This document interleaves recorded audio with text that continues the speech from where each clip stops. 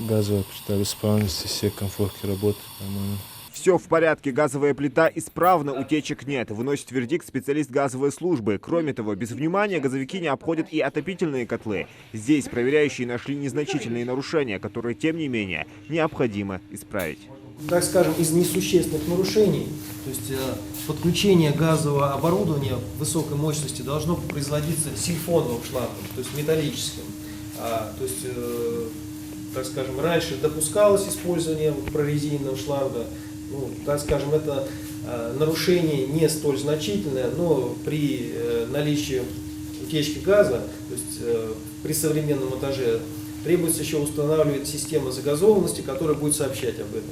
То есть в данном случае это нарушение, которое в любом случае раз в 3 года данный шланг должен меняться. Для этого приходит слесарь, который рекомендует потребителю уже за свой счет заменить данный шланг. В помещении помимо естественного освещения должна быть вентиляция, и дымоход должен выходить не менее чем на метр выше конька здания.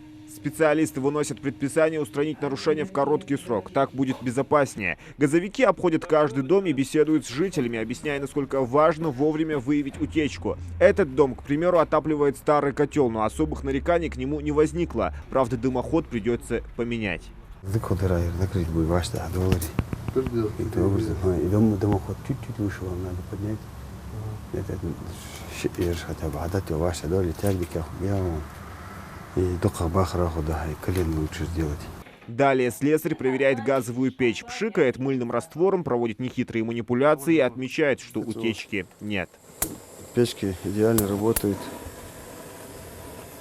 Идеально. Электрический балк живый. Всякий пожар. Вот такие. Духовой шкаф нормально, да? Изношенные шланги, замурованная вентиляция, мины замедленного действия. Неправильная эксплуатация газового оборудования может привести к ЧП. Поэтому такие рейды проводятся периодически. Задействовано около 20 бригад газовиков. Мы планируем за сегодняшний день где-то 350-400 домов пройти, полностью произвести инвентаризацию и подтвердить, что там осуществляется поставка газа безопасно.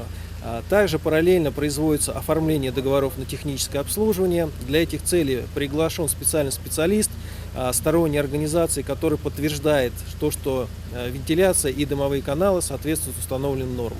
По статистике, причина каждого второго пожара в Ингушетии – неправильная эксплуатация газового оборудования. Колонки, котлы, дымоходы, печи постоянно нужно проверять, ведь случаи возгорания и с отравлением угарным газом фиксируются чуть ли не каждый день. Для недопущения этого должны работники «Газпромгазораспределения» раз в год производить техническое обслуживание.